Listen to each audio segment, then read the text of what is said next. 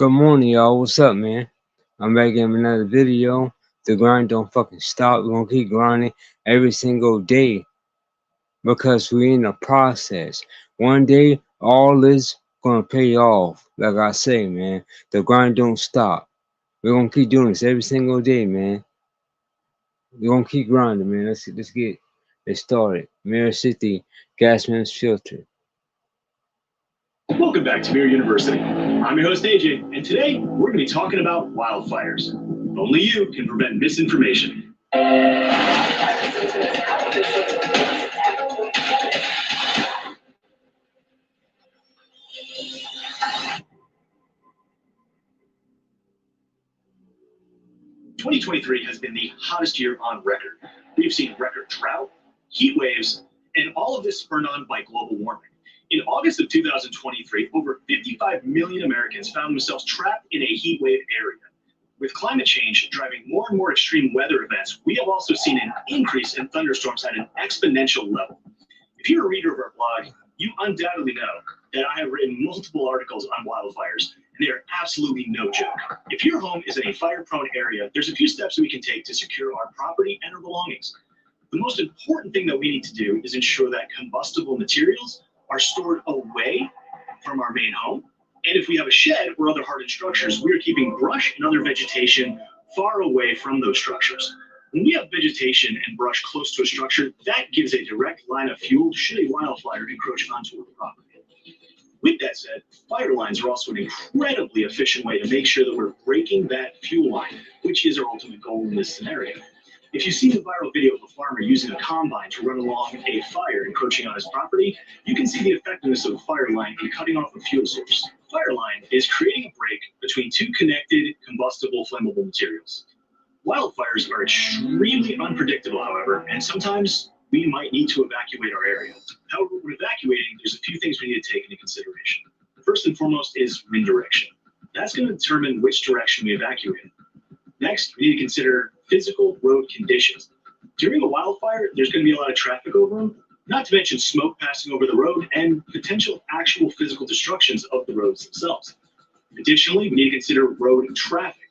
If we're near a large metropolitan area that needs to be evacuated, we may run into extreme bottlenecks. Now, the best way to ensure a smooth evacuation is to prepare beforehand.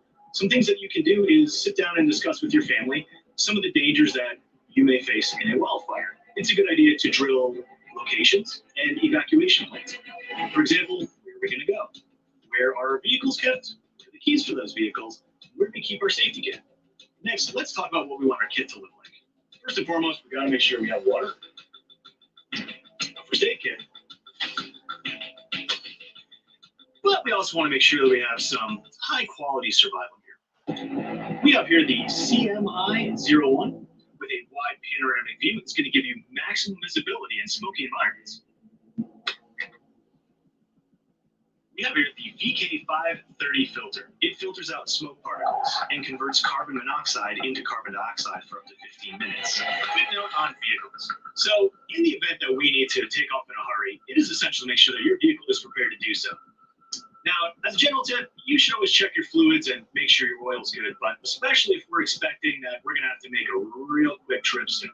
Check to make sure that you're keeping fire blankets inside of your car, and also ensure that your car is full of fuel, and make sure that you have a little bit of extra as well. This is essential because we do not know what those road conditions will be, and if we're gonna get stuck on the side of the road, we need to make sure we have everything available to us. Now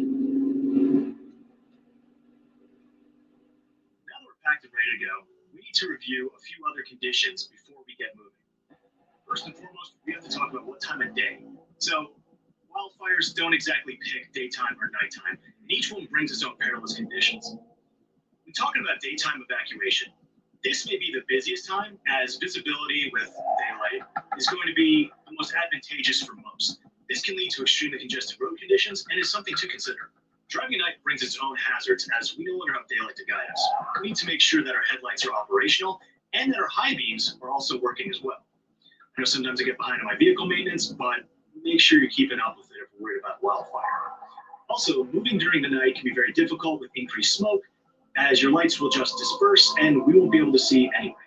Whether driving during the night or driving during the day, we also want to ensure that we're not getting in the way of first responders heading to and from any affected areas. So, in especially dire situations, you may find yourself needing to operate a vehicle with a mask on.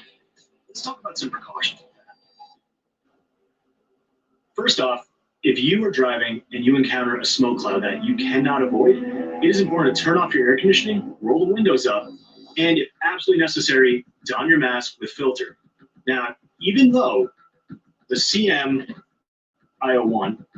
has a wide panoramic view, we are still losing quite a bit of peripheral vision. However, again, this is a dire situation, it needs to survive, it has to be done.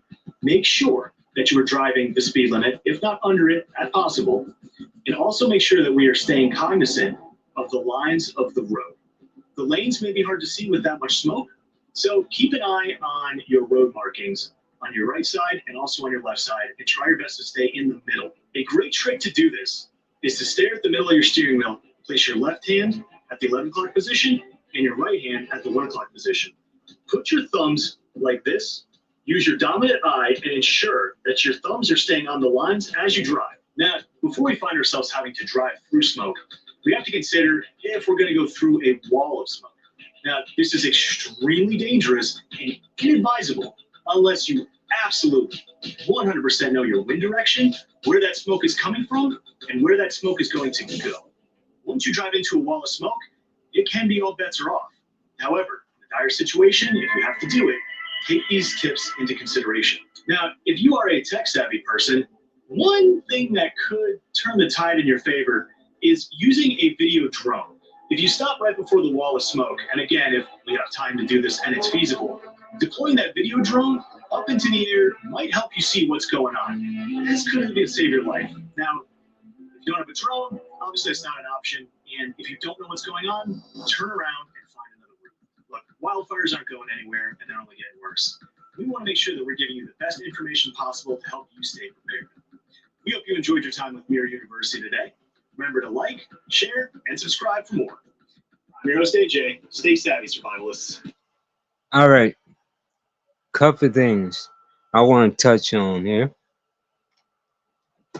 Now, there's no such thing as wildfires because nobody's going in the woods and lighting this shit on fire. Nobody's stupid enough to do that.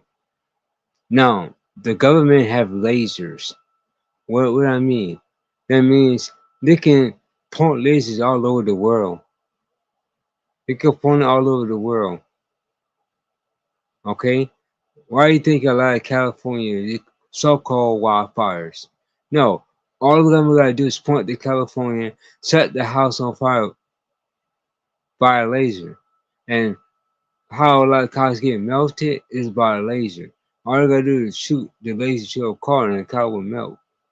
That's how you do the same thing in Hawaii. That's how that works. That's how it works. Anyway, guys, hope you enjoyed this video. The grind don't stop. I'm going to do the next video after I get off this video and charge my phone up. As soon as I get back to 100%, I will scroll down. Let me do it just to show you what I'm about to do next.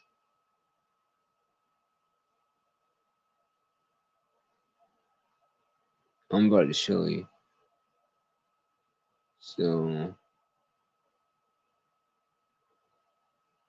you know what the video I'm going to next.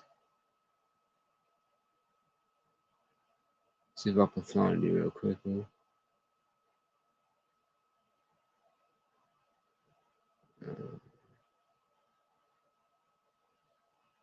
I think I might pass it. Oh no, it's right here. So yeah, let me go to it. Okay, I'm in it. So that's the next video here. Survival gear. It's an 8-minute video. I'm doing that next. So I'm gonna get off this live, charge my phone up. Then when my phone's fully charged, I'm gonna do this video next. All right, that's what I'm doing, and then I'm gonna do some nice review videos. It gonna be YouTube short. So yeah, man, grind don't stop. Don't forget to hit that subscribe button, that thumbs up, and click that button. I appreciate y'all, family. Y'all family to me, man. Appreciate y'all, man. Y'all have a great day. Stay tuned to the next video. It's coming up, man. I'm out of here, yo. So let me do this.